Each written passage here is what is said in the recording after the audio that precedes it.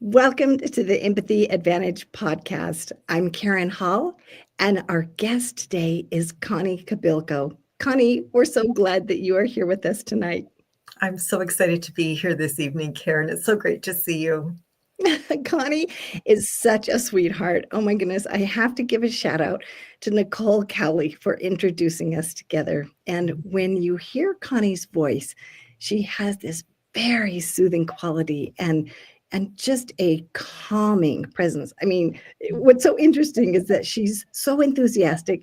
She's just bright-eyed and bushy-tailed, but she's also so calming.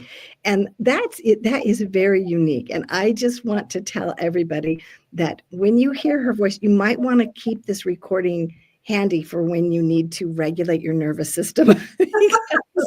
She has that calming effect. And Connie is a joy facilitator, and she's also a compassionate life celebrant. And you will hear that compassion in her voice.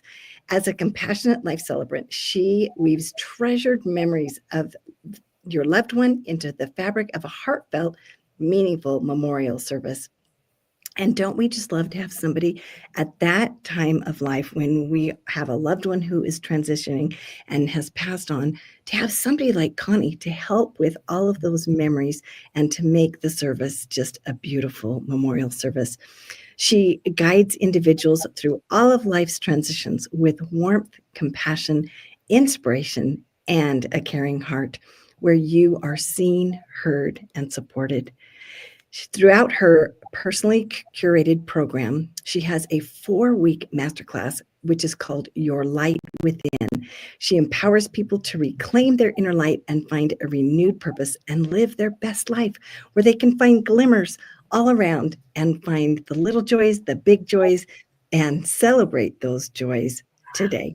So, Connie, thank you so much. And I also wanted to say that she has written 2 books. She has written the B, Badass Recipes for Success, and Blue, which is Business Life Universe book. So we will put the links for those in case you want to take her masterclass, because after you hear her talk today, you're going to want to hear more from Connie, and you're going to want to have more conversations with her like I do. So, Connie, tell us more about you and how you came to this point in your life where you were a life celebrant. Thanks so much for that great question, Karen. You know, they say that life is a journey, and it truly is. And even though we think that, we've got our lives mapped out for us and we're going to go from step A to step B and so on and so forth, there are circumstances in life that create shifts and changes, and sometimes we need to pivot. And I became a life celebrant probably more so because I feel really strongly that we all have a beautiful story to share. And not everyone likes to talk about themselves, and that's fine. And when we have completed life's journey, when we have gone full circle, who is there to share our story? When families are grieving, they keep memories really close to their hearts and in their thoughts. And when I meet with the families who have lost loved ones, I'm able to gather as many stories as I can about their loved one and weave that person's essence and their traits into a very meaningful and heartfelt service. And I feel that my life's journey brought me to this place so that I could be the warmth and compassion and that guiding light that people need. I always thought that I'd be a nurse as a little girl. I did all of the schooling that was needed to prepare me, but I had situations in life that steered me in other directions. And I have to say that it truly has been some of the spirals in my life that have really placed me where I am now, because I had to come out of dark shadows. Mm. It became a lot of challenges, health challenges, relationship challenges. I've had my own losses as well too. I also endure something that I call a living loss, and that's where I'm estranged from the closest of family members. And that's a hard journey. Yes. But I've also learned that there is glimmers of joy. There's moments of hope through all of that. And from my own personal experiences, I hope to help guide people through that. So, That's what's so interesting to me about the challenges that we go through in life. When we're going through them, sometimes it's just heavy and it's hard and it's just like, oh my goodness, I wish I wasn't going through this. Most of us wish we weren't when we were going through hard things. And yet, when you look back now, I'm sure that you can say, I learned this and this and this, and now I have something to offer other people who are in pain and who are struggling. That because I've often thought I wouldn't know what to say if I hadn't gone through some of the hard things that I have gone through. And I wouldn't know that you don't have to know what to say. I remember realizing you didn't have to say anything. You could just be with the person. And oh, how comforting that was to just have somebody be with me. And I didn't know that before either. I used to just, years ago, I used to think, what should I say? I don't know if I'm going to say the right thing. And then when I learned, oh, you don't have to say the right thing. Just having someone be with me made all the difference in the world. I get there's some lessons that you have learned through your experiences that now makes you more effective in what you do. Oh, so much so. And in the years that I have been a life celebrant, I've learned from every family. There's always something that I take away as well too. So it's not that I'm just there to give them the gentle guidance that they need, but often there's a message that I'm meant to receive as well too, that I could maybe carry forward to another family member or something that I could take into my own personal life as well too. And you're so right. Often we feel that we have to say the right words, and there are no words to help people through their grief, but for them to know that there's someone who will sit with them through their time of loss, and you can just sit in silence, but just know that you've got someone there for you is such a big gift, right? It really, truly is such a big gift. Yeah. Because how can you provide care and compassion to someone with words when we can't understand what exactly their loss is, right? Grief is something that is very unique to each of us, depending on who the person is that we've lost, right? And we need to honor that everybody's grief is different. There are families who have said to me, well, I have, a family member who keeps saying that I should be over this by now. And it's that should. There are no shoulds in grief. I just gently say that grief becomes a part of who we are, and we need to look at it as though it's a really beautiful thing because we have those feelings because we've loved someone so deeply that we want to carry them, right? We want to feel their presence. And although it's hard in the beginnings, right? I have to say that even though I lost my mom 12 years ago, there's still moments where it still feels new to me. I miss her profusely. And other times I feel her presence in my heart. And I know that she's with me in every way and every day, right? And it's because I hold her in my thoughts, right? I talk about her. I look at pictures. And now those photos are like gentle landings on my heart, right? Yeah. Oh, that's beautiful. And that recognition that grief is so personal and it's so unique. And there are people that tell us how we should grieve and when we should grieve and what our timetable should be. But it's so different for each person. It could be the same, we could both have, the same family member pass away, but we don't grieve the same way. And so it there is no, like you said, there is no should on how our grief needs to go or how it happens. And I think that acceptance of ourselves and of each other is so important. I remember when I was learning about grief and I was going through grief, I thought, you went through the stages, shock and denial and then, loss and then bargaining and anger and all the different things. I thought it was linear, as you went through the stages. And I remember all of a sudden I was back in bargaining again, or I was back in shock and denial. And I'm like, wait, I already went through this. What happened? And then I was like, whoa. Yeah. And I don't have to go through all the stages to go back to the first one either. Right? Sometimes it skips back and forth. Yep. Yeah. True. That was very interesting for me because I felt judgment sometimes about my grieving process, even my own grieving process. Yeah. Can be a convoluted mess some days, right? Yes, it is. Yeah. Yeah. So having somebody like you that has compassion and acceptance and love for our own process is a beautiful thing, because I think there's probably a lot of people that end up either feeling judged for the way they grieve or judging themselves. And to have someone like you, that's a beautiful gift. Oh, thank you. Thank you so much.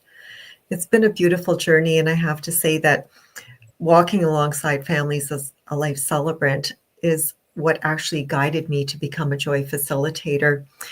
And it was me hearing all these beautiful stories, which have been wonderful, but sprinkled in amongst those stories, I was hearing of regrets as well, too, how dreams were shelved, waiting for retirement or for that someday that doesn't even exist on a calendar. I don't know about your audience, but my calendar starts with Sunday, Monday, Tuesday, but there isn't this someday on there.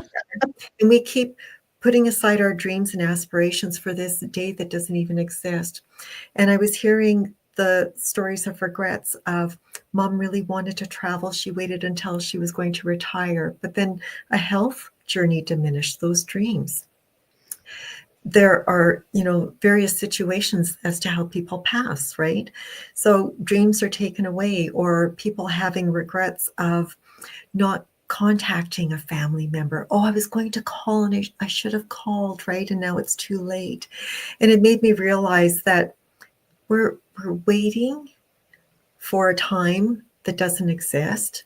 We really need to start living life now and live it big and to the fullest, right?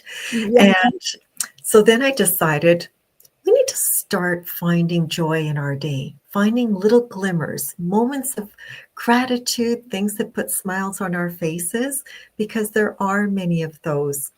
And whether we travel the globe or not, we can live life so fully when we're celebrating every moment in life, finding the gratitude through it all, finding joy, things that make us smile, something to look forward to when you wake up every day.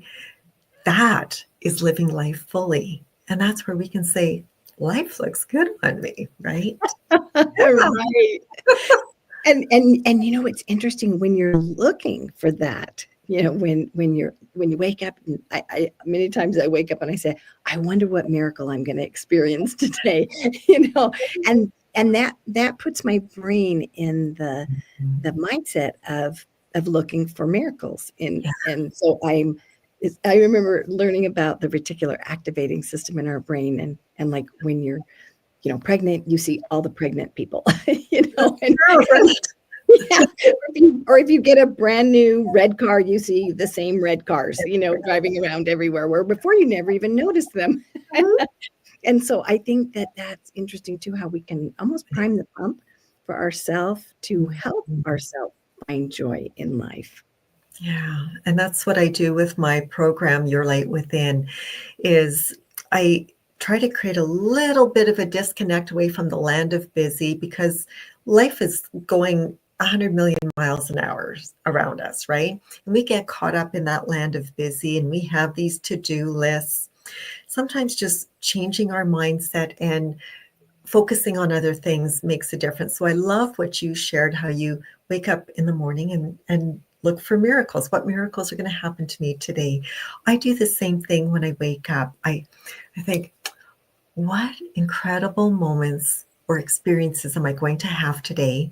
But I take it another step further. What experiences can I share with other people to make a difference in their day? Right? And just by rephrasing as well, too, instead of saying I have to do something, I call it I get to do something, right? When I'm paying my bills, I get to pay my bills. And I hold thanks for that, because I have a home, heating, food, light, right? I have lots to be thankful for. Mhm. So when we're collecting beautiful moments all through our day, so even just in the morning when you wake up and you have that favorite cup of tea or that cup of coffee and it's in your favorite mug, and you just take that moment and you just savor that moment, that's a moment of gratitude. And Mhm. that's already the start of collecting beautiful moments. And when we start documenting them and journaling them, at the end of your day, you start realizing, oh my goodness, I've got a whole list of things that I'm so grateful for. It could be the phone call from a friend or a family member. It could be you extending a phone call and saying, oh my gosh, I'm so glad I did that. We had such a great conversation, right? Little things. I read this very interesting study about gratitude, and it was saying that there's power in one, noticing and being grateful and just taking notice of the thing to be grateful for. There's additional power in documenting it and writing it down Yes. and further on reflecting on it. But the greatest power came when you relived the gratitude, when you felt the feeling of gratitude. And I thought that was really interesting because when I record, like when I write in my journal and I record the thing and I go back and read it, I relive it as if it happened again. And I feel like I'm transported back in time. And that's one of my, I mean, a lot of people say, why do you write so much stuff down? But it brings me joy, one, to write it down, and two, to relive it. And I thought that was really interesting how the parts of the brain that were activated by reliving the feeling and kind of just imagining, yourself back in that moment. And then that brought, that it decreased the cortisol in your body and activated the, your relaxation and your serotonin. I mean, there were so many benefits within the body that came about because of reliving that gratitude. I love that. Oh, that resonates 100% with me. Oh my goodness. Yeah, I thought that was really interesting because we haven't talked about different aspects of gratitude and why it's so powerful. And I love learning about the neuroscience and how those actions and those thoughts impact our body and our brain, even the firing of the brain. It just fascinates me. Oh, it's true. It's true. And I do a lot of journaling. I do daily journaling for one. And what I do is at the end of each day, I'll write down for sure 5 things that really stood out for me. And I try to change it up so that it's not always, I'm grateful for my family, I'm grateful for my home, that sort of thing. I really am specific about different things that happened in my day. And when I am journaling in the evening, I'm already planting those beautiful seeds of gratitude in my head to sleep with.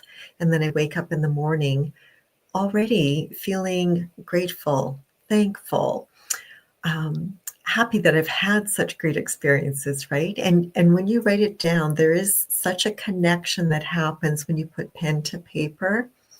There's no question about it. It creates that connection and it creates a ripple effect. So when you want more of that joy, that gratitude, all of those positive feelings, that happiness, you're creating that ripple effect when you write them down. I love what you do, Karen. That's, yeah, yeah. Well, I love what you do. And Oh, is everybody hearing in her voice not only the calm and the compassion, but her joy and how she just lights up when she talks about it? That's just so fun. Tell us how you came up with the name Your Light Within for your masterclass. it actually was a no-brainer for me. I came to realize that through the darkest moments in my life, when I thought that there was no light within me, that I had nothing left that I could give, or that life was sucked out of me, I came to realize that we still have, even when we think there's only this much of a little glimmer inside of us, that it's not enough to do anything, that spark of light that can get us through the toughest of moments is always there. Our light is always within us. And I came to realize that inside of us is a little boy or a little girl that still has dreams and aspirations. We still have that spark of light inside.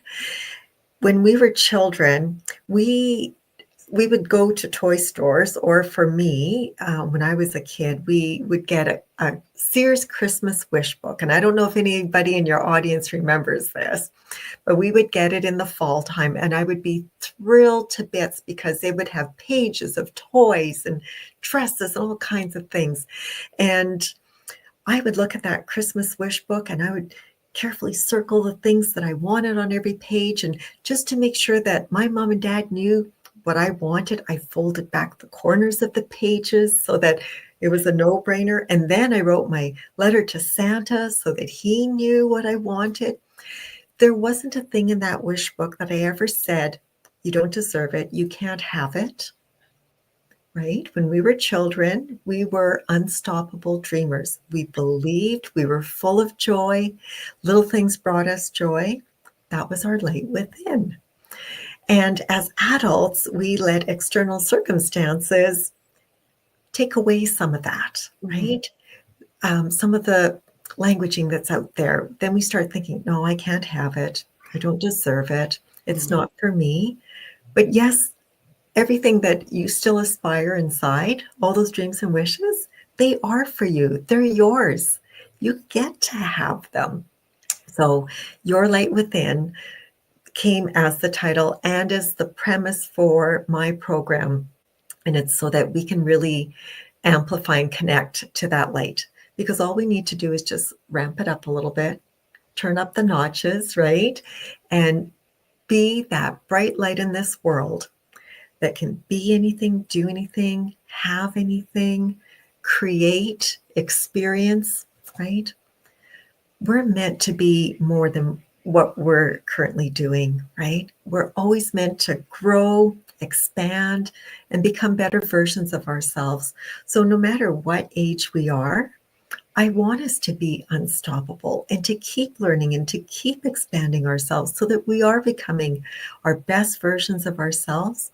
When we're living so fully, stepping into our light, we are just living the most beautiful life in this world, right? We're collecting beautiful moments. We're celebrating every day, and life just looks so good on us because we're filled with that vibrant energy. And that's the other thing that I have to say about you, Connie. When I first saw your picture, you glow in your pictures. Your light just comes through. Your eyes just sparkle, and I know that everybody is seeing that as they're watching you on camera right now. But I saw it even in a still photo. Oh, That's wow. how much light you just exude, and I really feel like you reflect the light of the Lord within you, and shine that out to other people. And that's a beautiful thing that you are doing, because we all need that. And the way that you help people to feel seen and heard, that's a beautiful gift that you give people, because when you help people feel seen and heard, they feel valued. And then they feel, that's how they feel of worth, that they are allowed to dream and wish for those things in the wish book again, because now they feel that they have worth. And so thank you for what you do to see and hear and understand people, and to show them that they matter. Oh, thank you so much. Oh, it truly is such an honor and a privilege to walk alongside all of the hearts that are a part of my journey, whether we're walking through a time of grief and loss. But here's what I want to share with the listeners too, is loss happens in various areas of our life. It doesn't just have to be someone passing away where we experience loss. I live with a brain injury. I've had a health situation that has diminished some of my abilities. I've had to make adjustments as to how I do my day, but I'm still living fully. I had lost a job because of my health situation. I've lost some closest people to me because they moved to another part of the world, right? And it's not that that's an extreme loss, but I'm missing the closeness that we had, right? Yeah. Empty nesters, that's a loss of another kind. There's divorce, right? So there's all kinds of things. Loss happens in different ways, and they don't have to be so profound that they're life changing. We could lose. I got sad because I had one of my favorite perennials that had been growing so beautifully for years, got winter kill, and it didn't come back. And I'm thinking, oh, you were so beautiful, and I miss that. I know we experience losses Yes. on different levels and different kinds of loss, but it's still a loss. And sometimes I've noticed that when I get stuck in an emotion and I can't seem to move through it, and I'm like, I don't know why, but I'm just having a hard time getting over this emotion. One of my kids will say to me, Mom, you're grieving. And I'm like, oh, yeah, I guess I am.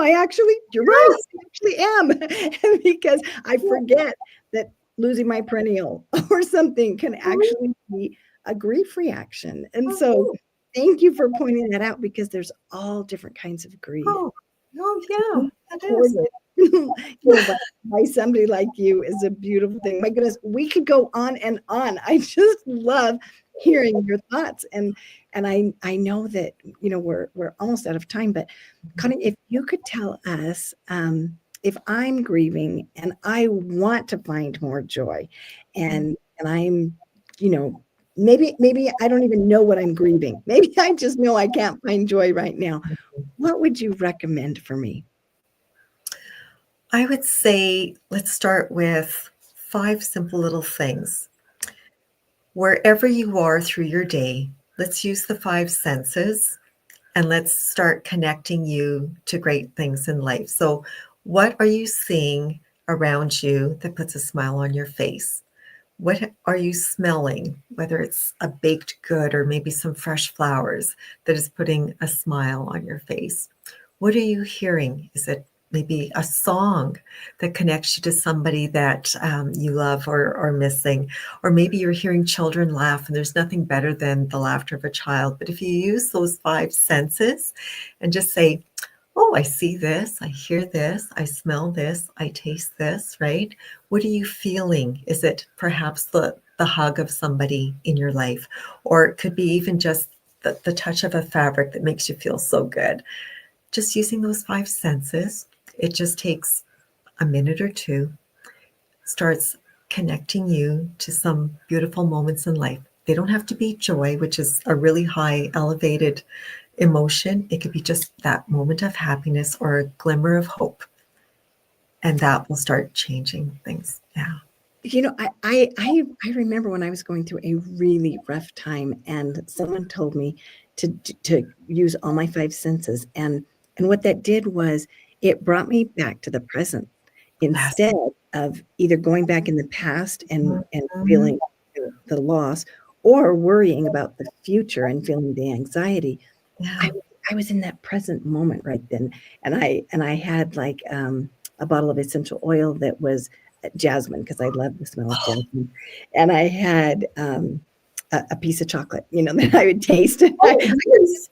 this little toolkit that I carried around with me in the car and everywhere, and when I would, recognize myself either going back in time or going forward in time and not being in the present moment, and I would feel, the unhappiness, I would pull out those 5 little things, and one, I kept a picture in there that I would look at, and I had a favorite song on my phone that I would play, and so I just think it's very interesting how powerful that is, to involve as many senses as you can. I mean, you might not be able to look at something if you're driving or whatever, but Right, as right. many senses as you can, because it does connect you. It connects you with the present, and it Mhm. brings you back to now. And that's the only thing we can control, is Yeah, now, and our reaction, and to what we are going to choose to do right now, and how we're going to choose to think.